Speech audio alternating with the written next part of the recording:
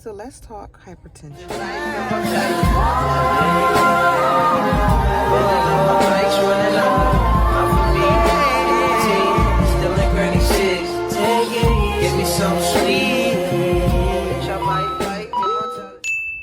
Hello, for those of you who do not know, my name is Markeisha. I am a mother of 4. I'm also a licensed real estate agent here in the great state of Maryland. I suffer from chronic hypertension. I started dealing with high blood pressure issues during my second pregnancy with my first daughter, which was 2014 is when I had the pregnancy, and I gave birth to her 2015. At that time, my OB was able to manage my blood pressure by putting me on different medications. My next pregnancy that I had to deal with hypertension was in 2017, giving birth in 2018 with my second daughter, Miss Ivory. With her, it was really, really bad. Now, I can't say I was dealing with the prospect at the time of losing my mother. She was dealing with stage 4 carcinoma in her kidneys. And it was not only in her kidneys, but it was also wrapped around her vena cava. And it ended up spreading to her brain, her bones, and unfortunately she did pass soon after I gave birth to Ivory. So I, as her older daughter, was her medical power of attorney. So while she was going through her challenges and going back and forth to doctor's offices, I had to be there for a lot of the procedures in order to do the approval for them. I personally think that is why I had hypertension, because, I was a young woman, 37, and my mother was literally passing away in front of me, and there was nothing that I could truly do to help, to stop it, to combat it. And then at the same time, I'm pregnant, right? So, when you're pregnant, you're already going through emotions and challenges, and, your hormones are all over the place. And so I think that had a major part to play in my hypertension. But like the doctors do warn you, when you have had it in your pregnancy, and it's been as high as I was getting, my numbers were like 185 over 105 over 115. A couple of doctors told me I shouldn't even be here. I should have had a stroke or should have had a heart attack. They were surprised I was walking around with blood pressure that high. But God, and thankful for the prayers of my mother, I was okay. And I was able to have my baby. I did have her 35 weeks. And I think she was like 2 days or 3 days. She definitely came early. I did have to get those 2 steroid shots they give you, to help accelerate their lungs and their growth and development. I did have to get that. But I went in for my perinatal appointment on the 10th of March. She wasn't due until the 10th of April.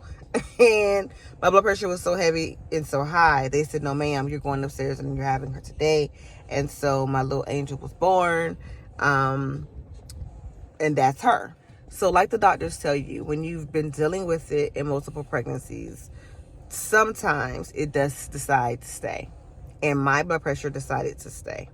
So after having the baby and then after losing my mother, I was driving back and forth. I was working in DC, living in Maryland. If you're in this area, you know that alone is stressful.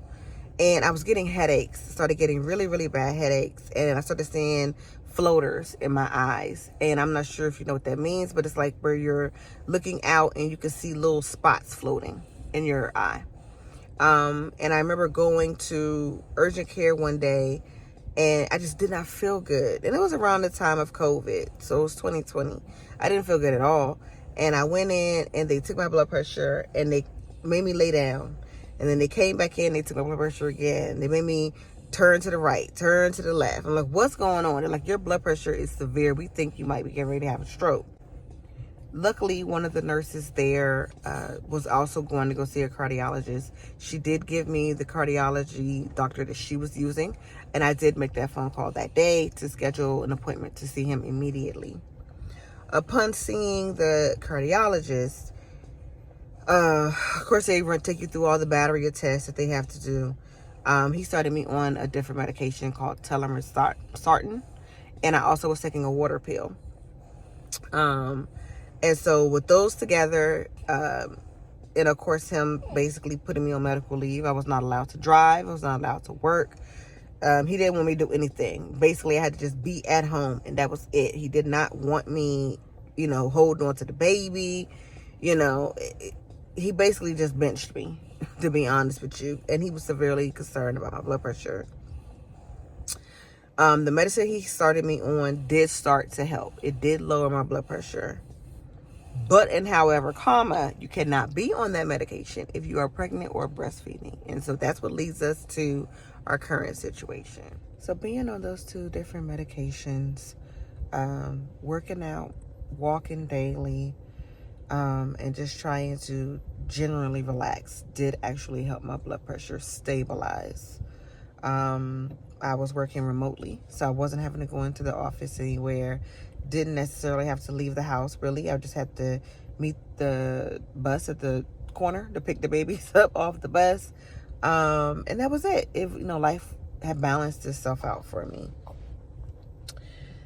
Fast forward to 2025. Actually 2024 is when I found out that I was expecting little miss right here.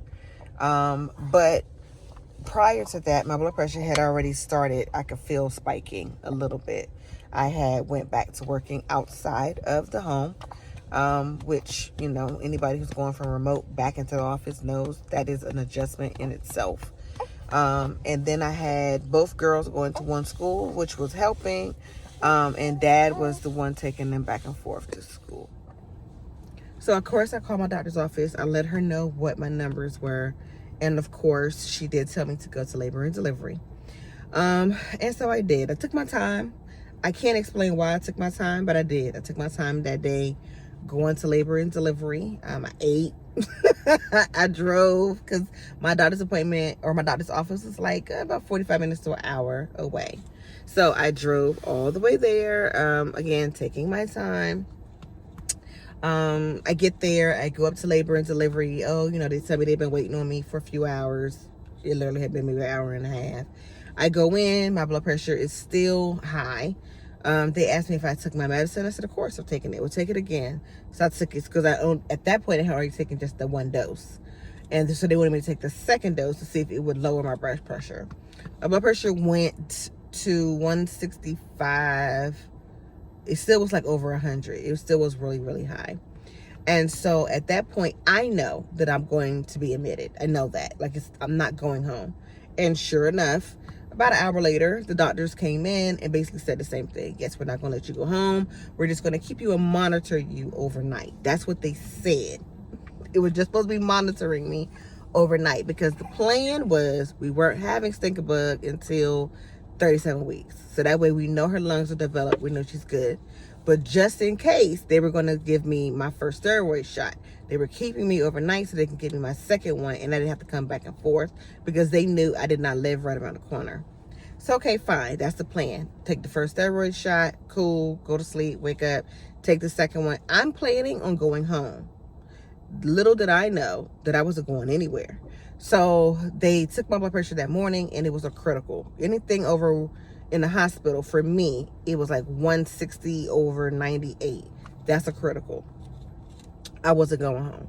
So now it's, okay, we're going to keep you. We're going to do some different things, see if we can get this blood pressure under control.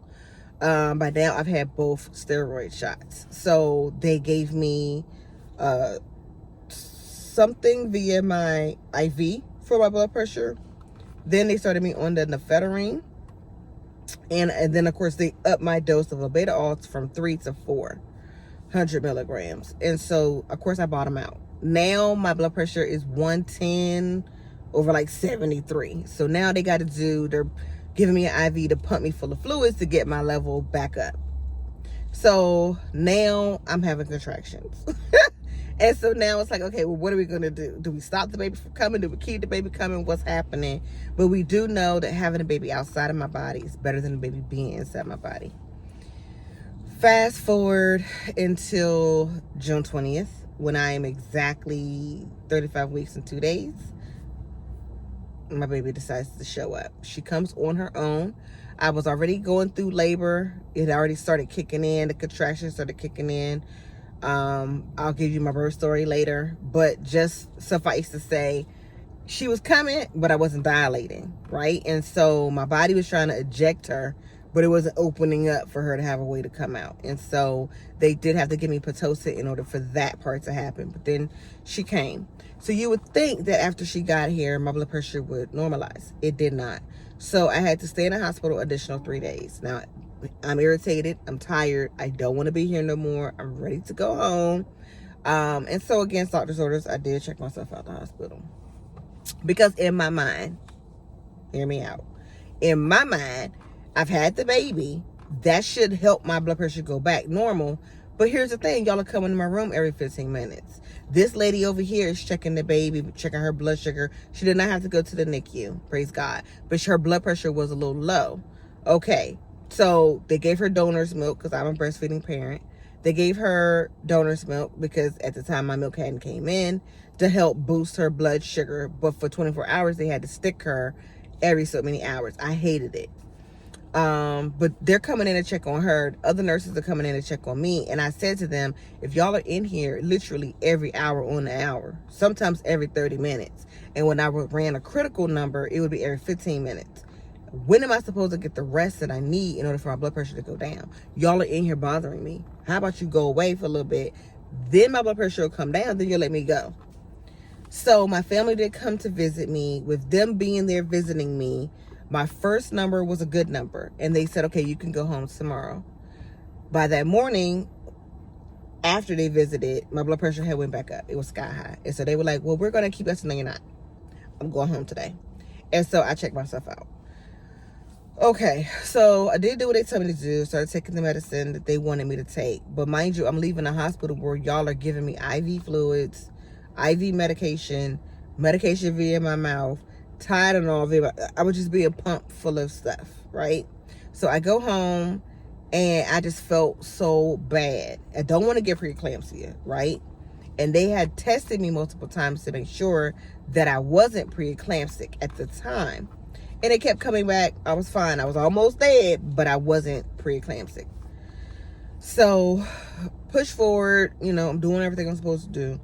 Go to my 6-week appointment, and I'm told that my test that they wanted to do for preeclamptic came back inconclusive. My blood pressure was still high. Now, this whole time, I'm taking 400 milligrams. No, that's not true. I never got the 400. It was only the 300. Because when I left the hospital, my insurance would not approve for me to have 400. So I'm taking 300 milligrams 4 times a day. Why on earth am I still getting these high numbers? But I was still getting high numbers, crazy numbers. So she's like, okay, well, at this point, you know, we got to extend, of course, your medical leave from work. Because I wasn't even on maternity. I left work before maternity leave even kicked in. It was all medical. So we got to extend your medical leave, and we got to start trying to get you this other medicine, the Nefetarine, what they were giving me in the hospital. Now they wanted me to start taking it outside the hospital. That wasn't working, right? My insurance would not approve it because apparently I was not preeclamptic. So, or whatever combination they were trying to do was not getting approved. So finally, a couple weeks ago, last week actually. Last week, I took it upon myself to call a cardiologist. I didn't know if I needed a referral. I didn't know if they would be able to see me. I didn't know anything. I knew that my blood pressure was high. I knew I didn't feel well. I knew I was waking up with a headache every day. And I'm still, you know, pulling numbers 189 over 115, 192 over 120. Like, these numbers are crazy numbers. And I'm with a nursing service, so they're seeing these numbers. They're calling me, oh, Markeisha, take it again in 15 minutes. You need to go to the ER. Take it again in 15 minutes. Okay, you need to go to the ER. And I remember snapping on one of the nurses. And I did apologize.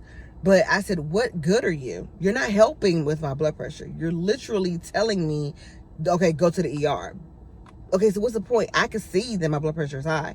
You calling me to tell me my blood pressure is high is redundant. And then you call me and tell me it's high, and then your only response is go to the ER. that irritated me because that's not helping me. So I called a cardiologist in Laurel, Maryland, and I said that, I told him what was going on. I told him I just had my baby. I cannot leave this earth. I got other kids I'm trying to raise. Whatever's going on, my OB is not able to fix it. My general practitioner is not able to fix it. I need a real doctor who deals with the heart and the arteries and the blood. I need you to fix this situation. She got me in Tuesday of last week. So I called her week before last week because I saw her on Tuesday of last week.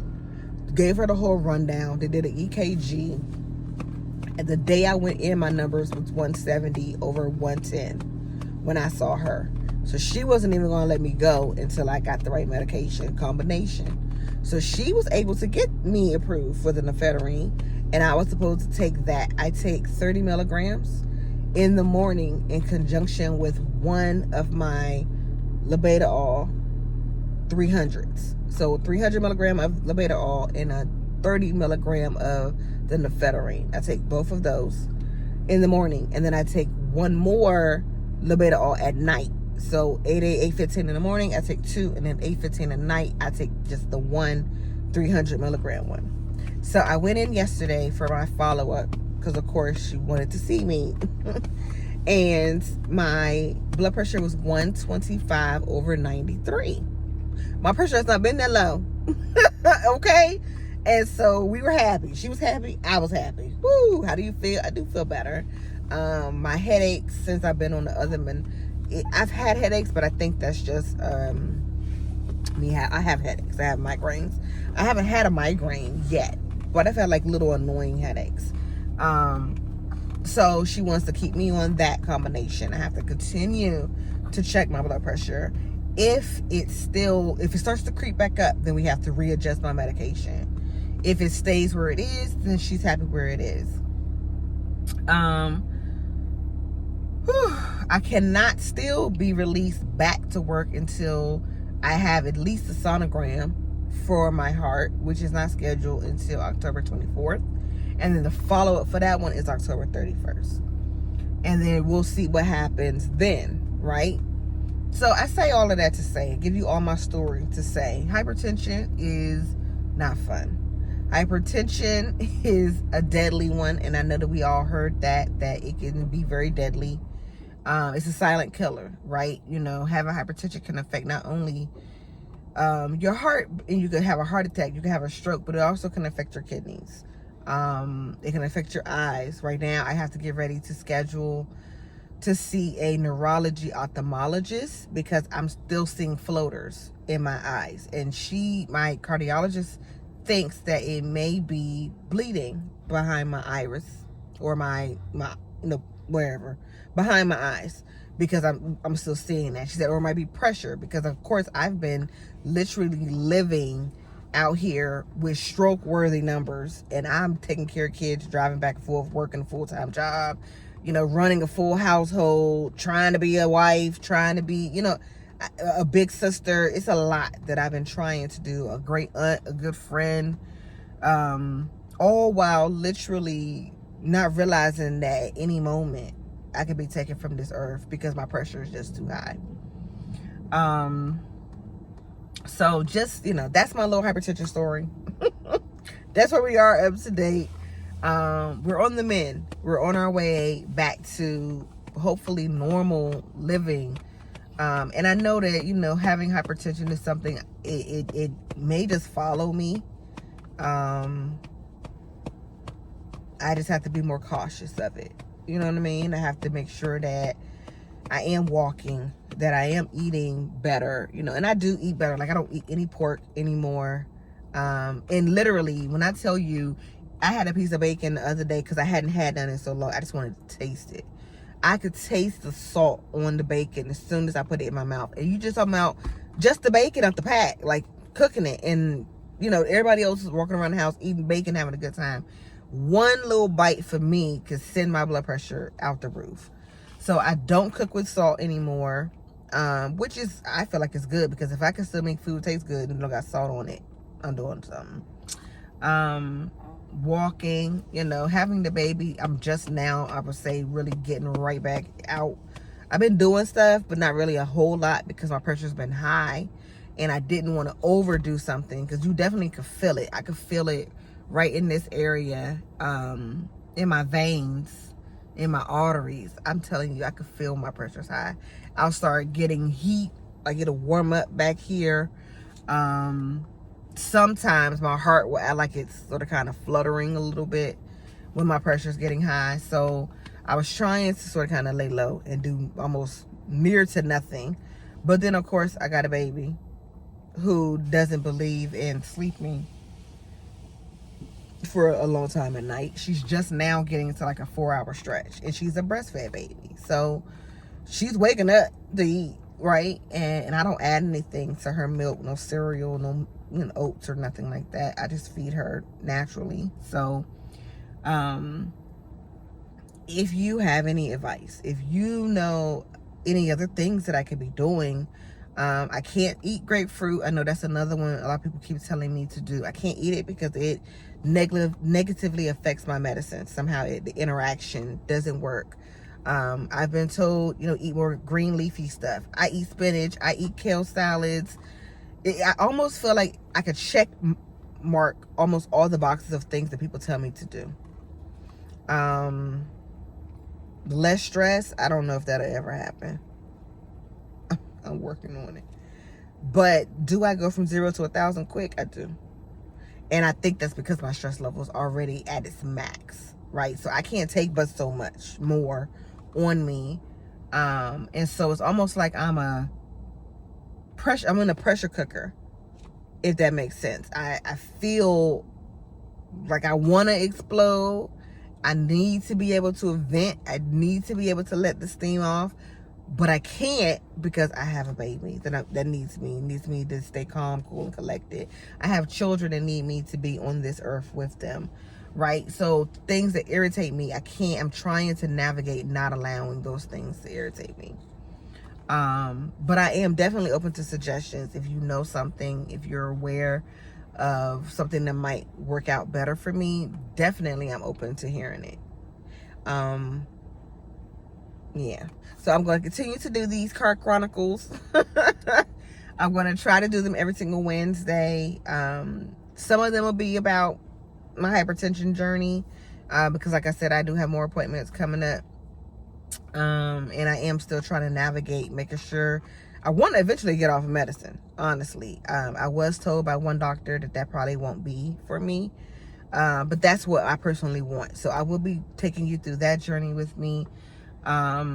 But a lot of it is just gonna be about motherhood, memories, and just anything else that comes to the top of my mind while I'm in the car, waiting on the kids to get out of school, or working, doing real estate, whatever it is. Just when I'm in the car, I'll be doing my little car chronicles. So if that's something that you're interested in, my little stories and things that's going on, definitely join in and communicate with me. Let me know what you're thinking, what you're going through.